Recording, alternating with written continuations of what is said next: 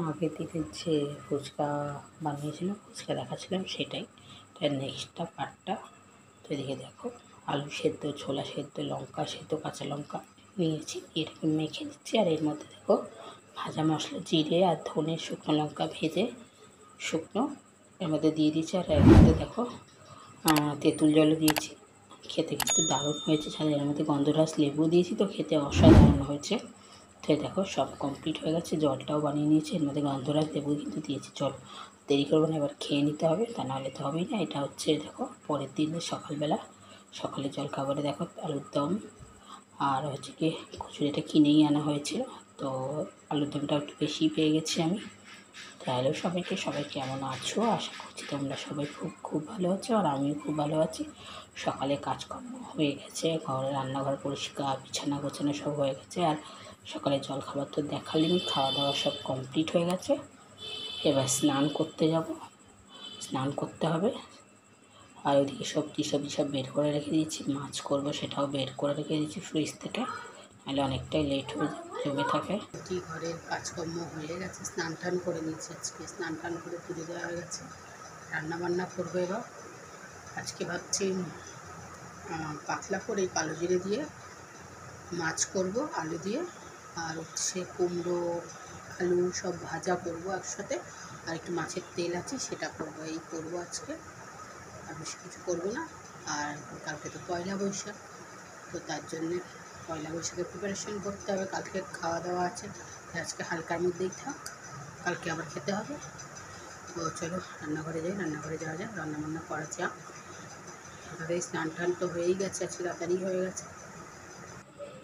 তো এইদিকে দেখো কুমড়ো, পটল আর উচ্ছে বের করে নিচ্ছি।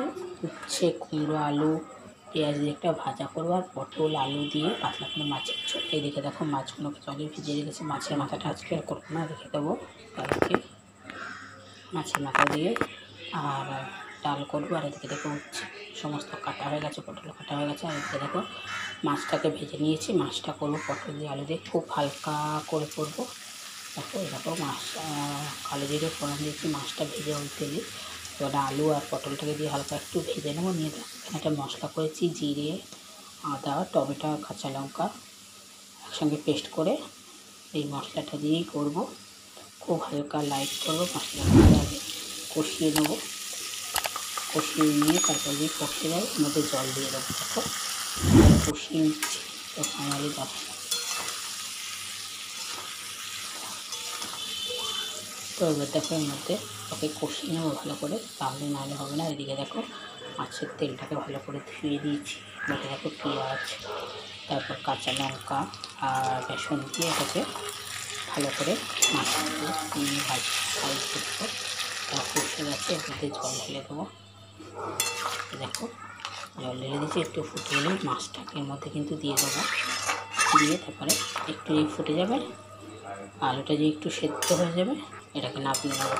তো দেখো জলটা ফুটে কিন্তু এসে গেছে, এবার মাছগুলোকে দিয়ে দেবো। এটা কিন্তু খেতে দারুণ হয়েছে।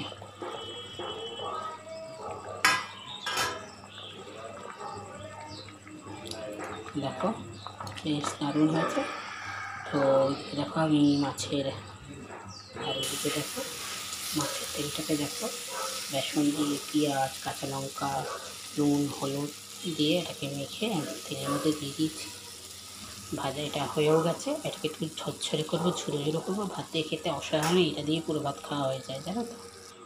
আর এই যে দেখো উচ্ছে, কুমড়ো, আলু, পেঁয়াজ একসাথে, উচ্ছে, কুমড়ো, আলু ভাজা, হচ্ছে তেল আর মাছ সব কমপ্লিট হয়ে গেছে।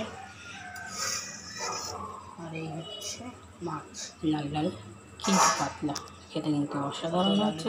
দেখো তো চলো, আর এদিকে ভাতটাও কিন্তু হয়ে গেছে, সব হয়ে গেছে।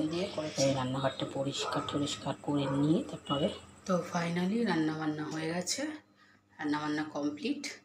এবারে খেতে বসলে খেতে দেবো, এখন একটু বসি আগে গিয়ে, তারপর খেতে দেবো। চলো, আর এদিকে দেখো খাবার নিয়ে নিয়েছি, সবাইকে খেতে দেবো। এই যে মাছ, সমস্ত কিছু, ভাত ভাজা সব নিয়ে নিয়েছি, এবার খাবার বাড়বো সবার জন্য।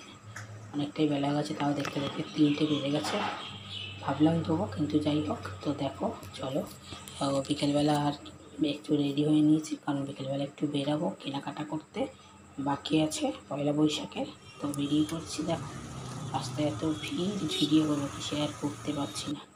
তো একটা দোকানে গেছি, মেয়ের জিনিস কিনবে, খেলা সব জিনিসপত্র, তাই ওখানে বেরিয়েছি, ওখানে ও খুঁজছে। চলো ভিডিওটা দেখাচ্ছে। তোমাদের যদি এই ভিডিওটা ভালো লাগে লাইক শেয়ার সাবস্ক্রাইব করে কমেন্ট করে কমেন্ট টাটা।